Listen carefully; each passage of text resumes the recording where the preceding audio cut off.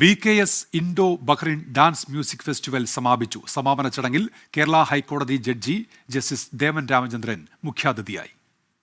Bahrain കേരളീയ സമാജം സംഘടിപ്പിച്ച Indo Bahrain dance music festival സമാപന ചടങ്ങിൽ കേരള ഹൈക്കോടതി ജഡ്ജി ജസ്റ്റിസ് ദേവൻ രാമചന്ദ്രൻ മുഖ്യ അതിഥിയായി പങ്കെടുത്തു.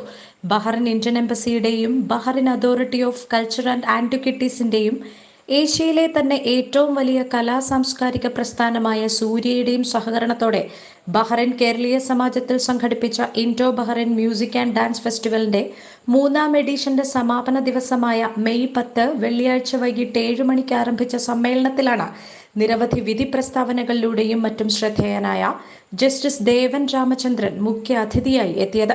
ചടങ്ങിൽ അദ്ദേഹത്തെ സമാജം president PV Radhakrishna Pillai, secretary Varghese Karakkal എന്നിവർ ചേർന്ന് പൊന്നാട അണിയിച്ച് ആദരിച്ചു.